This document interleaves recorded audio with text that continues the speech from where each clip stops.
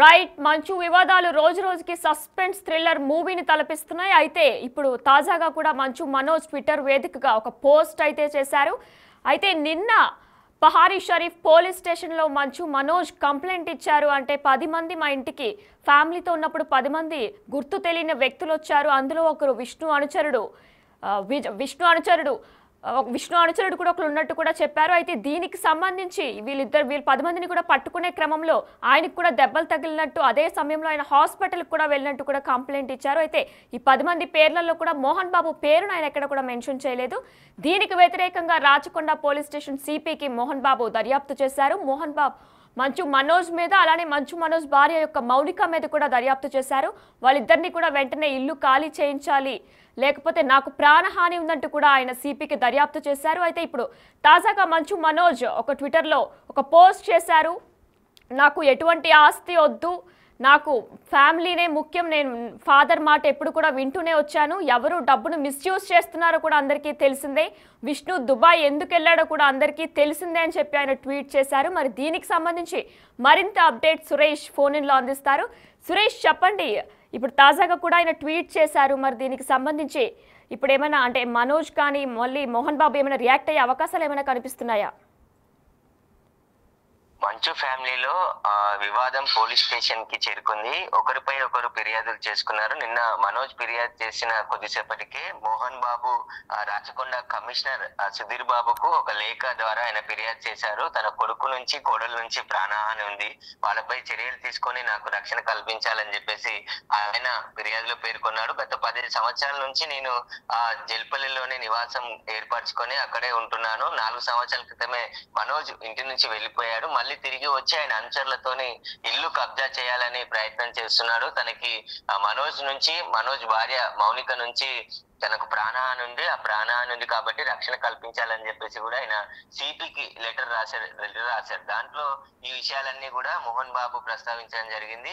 అయితే మనోజ్ ఫిర్యాదుపై పహారీ షరీఫ్ పోలీసులు కేసు నమోదు చేశారు. బిఎన్ఎస్ యాక్ట్ కింద వివిధ సెక్షన్ల కింద కేసు నమోదు చేసి ప్రస్తుతం దర్యాప్తు చేస్తున్నారు. అయితే మనోజ్ ఫిర్యాదులో తండ్రి పేరు ఎక్కడ ప్రస్తావించలేదు. గుర్తు తెలియని వ్యక్తులు 10 మంది ఇంట్లోకి చొరబడి తనపై దాడి చేసేందుకు ప్రయత్నించారు. వారిని పట్టుకునే క్రమంలో తనకి తీవ్ర గాయాలయ్యాయి. అక్కడ నుంచి ఆ తర్వాత వారు పారిపోయారు. నేను పోలీసులకి డైల్ సమాచారం ఇచ్చానని చెప్పేసి కూడా ఆయన ఫిర్యాదు చేశారు. ఆ ఇంట్లో ఉన్న సీసీ ఫుటేజ్ విజయ్ రెడ్డితో పాటు కిరణ్ కుమార్ ఇద్దరు మంచు విష్ణుకి సంబంధించి స్నేహితులు, వాళ్ళు ఆ డివిఆర్ ని తీసుకొని వెళ్ళిపోయారు సీసీ కెమెరాకి సంబంధించి. ఎందుకంటే మొన్న జరిగినటువంటి దాడికి సంబంధించిన ఫుటేజ్ అంతా కూడా ఇంట్లో ఉన్న సీసీ కెమెరాలో రికార్డ్ అయింది. ఆ రికార్డ్ అయిన సీసీ కెమెరాలకు సంబంధించిన డివిఆర్ ని ఇద్దరు విజయ్ తో పాటు కిరణ్ ఇద్దరు తీసుకెళ్లారని చెప్పేసి కూడా ఆయన ఫిర్యాదులో పేర్కొన్నారు. అయితే మోహన్ బాబు ఫిర్యాదుపై మనోజ్ ఎక్స్ వేదికగా ఒక 2 పేజీల లెటర్ ని విడుదల చేయడం జరిగింది. తనపై మోహన్ బాబు చేసిన ఆరోపణలన్నీ అసత్య ఆరోపణలు, తనపై తన భార్య పైన తప్పుడు ఆరోపణలు మోహన్ బాబు చేస్తున్నాడని చెప్పేసి కూడా ఈ ఇరు రాష్ట్రాలకు సంబంధించిన సీఎంలు ఇటు రేవంత్ రెడ్డితో పాటు అటు చంద్రబాబు నాయుడు తనకు రక్షణ కల్పించాలి, తనకు రక్షణగా నిలబడాలని చెప్పేసి కూడా ఆయన లెటర్ లో పేర్కొన్నారు. కుటుంబ ఆస్తులకు సంబంధించి నేను ఎప్పుడు ఆశపడలేదు, కుటుంబానికి సంబంధించిన ఆస్తులకు సంబంధించి నేను గట్టిగా అడిగింది కూడా లేదు, కానీ కుటుంబ గౌరవాన్ని కాపాడేందుకు ప్రతిసారి ప్రయత్నం చేశాను. నేను ఈ వివాదాల్లో నా కూతుర్ని కూడా లాగడం చాలా బాధాకరంగా అనిపిస్తుంది అని చెప్పేసి ఆయన లెటర్ లో పేర్కొన్నాడు. గత కొన్నేళ్ల నుంచి ఇంటి నుంచి కుటుంబానికి దూరంగా ఉంటున్నానని చెప్పేసి కూడా మనోజ్ స్వయంగా చెప్తున్నాడు. నా ముందే నా కుటుంబ సభ్యులకు సంబంధించిన ఉద్యోగులు తీవ్రంగా తిడుతున్నారు. ఇలాంటి ఇంట్లో ఉండాల్సిన సీసీ ఫుటేజ్ కెమెరాలను కూడా వాళ్ళు తీసుకెళ్లారంటే వారికి సంబంధించి విష్ణు ఎలాంటి సపోర్ట్ చేస్తున్నాడో అర్థమవుతుందని చెప్పేసి కూడా ఆయన చెప్పడం జరిగింది. ఆస్తులు కావాలని ఎప్పుడు నేను ఇబ్బంది పెట్టలేదు మోహన్ బాబుని అని చెప్పేసి కూడా ఆయన ఈ లెటర్ లో పేర్కొనడం జరిగింది. ఇక విద్యా సంస్థలు ఏవైతే మోహన్ బాబుకు సంబంధించిన విద్యానికేతన్కి సంబంధించిన విద్యా సంస్థలు ఉన్నాయో అందులో తీవ్ర అక్రమాలు జరుగుతున్నాయి, కానీ మోహన్ బాబు చూడట్లేదు, పట్టించుకోవట్లేదు అని చెప్పేసి కూడా చెప్తున్నాడు. విద్యా సంస్థలోనే బాధితులకు నేను అండగా ఉన్నానని చెప్పేసి కూడా ఈ లెటర్ లో పేర్కొనడం జరిగింది. బాధితుల పక్షాన నిలబడ్డానికి నాపై తప్పుడు ఆరోపణలు చేస్తూ తప్పుడు ఫిర్యాదు చేశాడు. దీనికి సంబంధించి తెలుగు రాష్ట్రాలకు సంబంధించిన సీఎంలు తనను రక్షణగా నిలబడాలి, తనకు న్యాయం చేయాలని చెప్పేసి కూడా ఆయన ఒక లెటర్ ద్వారా ఎక్స్ వేదికగా ఆయన స్పందించడం జరిగింది. ఎస్ సురేష్, మరి విష్ణు హైదరాబాద్ వస్తున్నారు అని చెప్పి నిన్నటి నుంచి కూడా వార్తలు వస్తున్నాయి. మరి అసలు ఆయన ఎప్పుడు వస్తున్నారు? లోనే హైదరాబాద్ కి విష్ణు చేరుకోబోతున్నాడు. చేరుకున్న తర్వాత నివాసానికి వచ్చే అవకాశం ఉందని చెప్పేసి చెప్తున్నారు. కానీ నిన్నటి నుంచి కూడా అదే చెప్తున్నారు. అసలు నిన్న ఉదయం వస్తున్నాడు, మధ్యాహ్నం వస్తున్నాడు, సాయంత్రం ఎయిర్పోర్ట్ కు వచ్చాడు, హైదరాబాద్ లోనే ఉన్నాడు అంటారు. కానీ క్లారిటీగా మాత్రం ఎవరు చెప్పట్లేదు విష్ణుకు సంబంధించి. ఈ రోజు ఒకవేళ ఖచ్చితంగా ఈ రోజు వచ్చి ఈ కుటుంబానికి, ఎందుకంటే పోలీస్ స్టేషన్ మెట్లు ఎక్కారు కాబట్టి తండ్రి కొడుకులు అన్నగా తను ఖచ్చితంగా ఈ రోజు షూటింగ్స్ అన్ని ఆపేసుకొని ఖచ్చితంగా హైదరాబాద్ కి వచ్చే అవకాశం కనబడుతుంది. ఈ రోజు వచ్చిన తర్వాత మోహన్ బాబుతో కలిసి ఆయన మాట్లాడిన తర్వాత రియాక్ట్ అయ్యే అవకాశం కూడా కనబడుతుంది.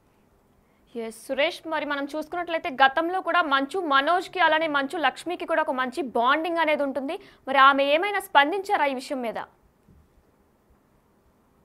మొన్న జరిగిన దాడి ఘటన తర్వాత నిన్న మంచు లక్ష్మి ముంబై నుంచి హైదరాబాద్ కి రావడం జరిగింది. నేరుగా జల్పల్లిలోని నివాసంలోకి వచ్చి మనోజ్ తో మాట్లాడి దాదాపు 2 నుంచి 3 గంటల సేపు దాడికి సంబంధించిన విషయాలన్నీ తెలుసుకొని మళ్ళీ గొడవ పడకుండా ఉండాలని చెప్పి మళ్ళీ తిరిగి ముంబై వెళ్ళిపోయినట్టు తెలుస్తుంది మంచు లక్ష్మి. మోహన్ బాబు కూడా ఆ తర్వాత ఇంట్లో నుంచి బయటికి వెళ్ళిపోవడం జరిగింది. ఆ తర్వాతే లక్ష్మి ముంబైకి వెళ్తున్నట్టు కుటుంబ సభ్యులకు చెప్పి వెళ్ళిపోయినట్టు తెలుస్తుంది. విష్ణు వచ్చిన తర్వాత కూర్చొని మళ్ళీ మాట్లాడుకునే అవకాశం కనబడుతుంది. సురేష్, మరి మంచు వివాదాలు ఈ రోజుతో ఒక కొలిక్కి వచ్చేలా ఏమైనా కనిపిస్తున్నాయా? అంటే విష్ణు వస్తే మళ్ళా నలుగురు కలిసి కూర్చొని రాజీకి వచ్చే అవకాశాలు ఏమైనా కనిపిస్తున్నాయా? పోలీస్ స్టేషన్ లోకి ఆల్రెడీ కంప్లైంట్ ఇచ్చారు కాబట్టి విష్ణుకు మనోజ్ కి సంబంధించిన ఫిర్యాదుపై కేసు నమోదైంది. ఇప్పుడు మోహన్ బాబు ఫిర్యాదు చేశాడు కాబట్టి మోహన్ బాబు ఫిర్యాదు కూడా పాడిశేరి పోలీస్ స్టేషన్ లోనే కేసు నమోదు చేసి దర్యాప్తు చేశారు. ఇరువురికి సంబంధించిన ఫిర్యాదుల పైన కేసు నమోదు చేసి పోలీసుల దర్యాప్తు ప్రారంభమైతే ఈ విషయాలన్నీ బయటకు వచ్చే అవకాశం కనబడుతుంది.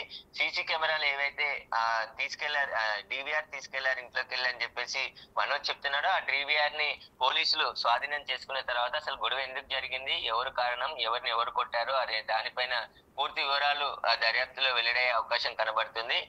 పోలీసులు కూడా ఇన్వెస్టిగేషన్ నిన్న నుంచే ప్రారంభించారు.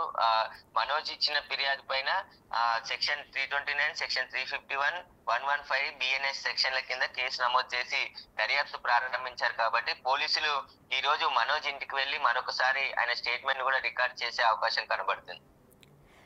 మరి సురేష్, ఇదే అంశంపై అంటే సీసీటీవీ హార్డ్ డిస్క్ అంశంపై విజయ్ రెడ్డి మంచు విష్ణు యొక్క అనుచరుడు విజయ్ ఉన్నారు అని చెప్పేసి ఆయన పేరు కూడా మెన్షన్ చేశారు ఆ 10 మెంబర్స్ లిస్ట్లో కూడా.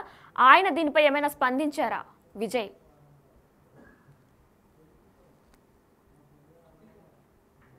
విజయ్ అనేది ఎవరు అనేది ఇప్పటి వరకు తెలియదు. అంటే మంచు విష్ణుకి సంబంధించిన అనుచరులు, అతని స్నేహితులు అని చెప్పి మనోజ్ నిన్న పోలీసులకు ఫిర్యాదు చేశారు. ఆ ఫిర్యాదులో పేర్కొన్నాడు. కాబట్టి విజయ్, కిరణ్ ఇద్దరు సీసీ కెమెరాల డివిఆర్ ని ఇంట్లో నుంచి తీసుకెళ్లారు. నైట్ నేను హాస్పిటల్ కి వెళ్ళి వచ్చే లోపు వాళ్ళు ఇంట్లో ఉన్న సీసీ కెమెరా డివిఆర్ ని తీసుకెళ్లారని చెప్పేసి ఆయన పోలీసులకి సమాచారం ఇచ్చాడు. ఫిర్యాదులో కూడా పేర్కొన్నాడు. వారి పేర్ల పైన కేసు నమోదు చేశారు.